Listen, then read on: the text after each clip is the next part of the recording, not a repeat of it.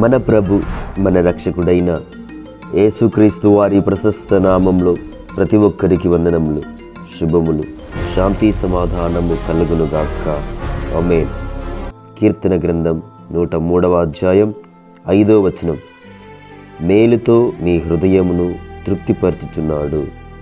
ఆమేన్. దేవుని పరిశుద్ధ నామానికి మహిమ కలుగునుగాక. ఈ దినం దేవాతి దేవుడు మేలుతో మన హృదయాలను ఆయన తృప్తి పరుస్తున్నాడు, తృప్తి పరచబోతున్నాడు. మన హృదయంలో ఒక సంతోషకరమైన మాటను దేవుడు ఈ దినం ఉంచబోతున్నాడు. దేవునికి స్తోత్రం కలుగాక.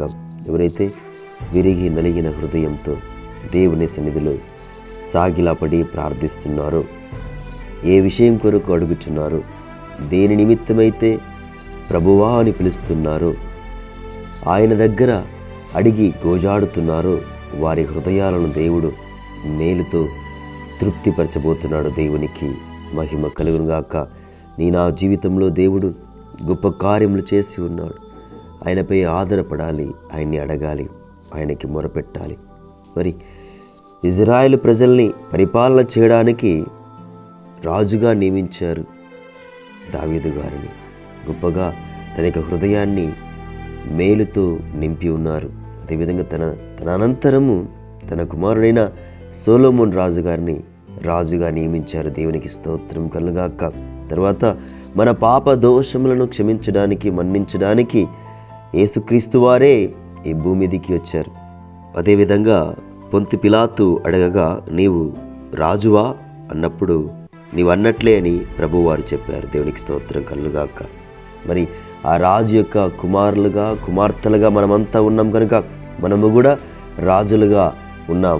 మనము విశ్వాసంతో యేసు ప్రభువారి యందు ప్రార్థన చేయాలి, ఆయన దగ్గర మొరపెట్టాలి, గోజాడాలి, అడగాలి, ప్రార్థించాలి. అడుగుడి మీకు ఇవ్వబడునన్నాడు, వెతకుడి మీకు దొరకబడునన్నాడు, తట్టుడి మీకు తీయబడునని పలికాడు. కనుక విశ్వాసంతో అడగమన్నాడు. అడగాలి, మనం ప్రార్థించాలి.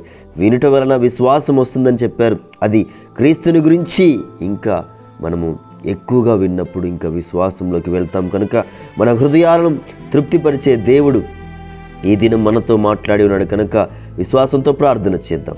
పరిశుద్ధుడా, పరిశుద్ధుడా, కృపగల తండ్రి, గొప్ప దేవా, ప్రభా నీకే వేలాది వందనాలు, స్తుతులు, స్తోత్రాలు తండ్రి.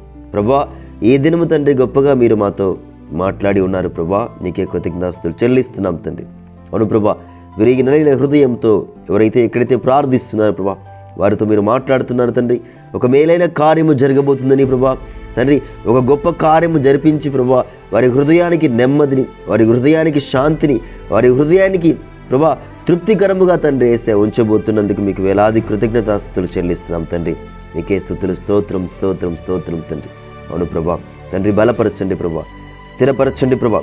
కుడికి కానీ ఎడమ కానీ త్రొట్టిల్లి పడిపోకుండా ప్రభు నీ పరిశుద్ధాత్మను పొందుకునే బిడ్డలుగా అభిషేకించమని, నడిపించమని, మీరే మహిమ పొందుకోమని మా నాథుడు, మా రక్షకుడైన, మీ ప్రియ కుమారుడైన యేసుక్రీస్తు అతి పరిశుద్ధమైన, ఎంతో శ్రేష్టమైన నామంలో ఈ యొక్క చిన్ని ప్రార్థన అడిగి వేడుకొని, బ్రతిమాలుకొని పొందుకొని ఉన్నాం తండ్రి.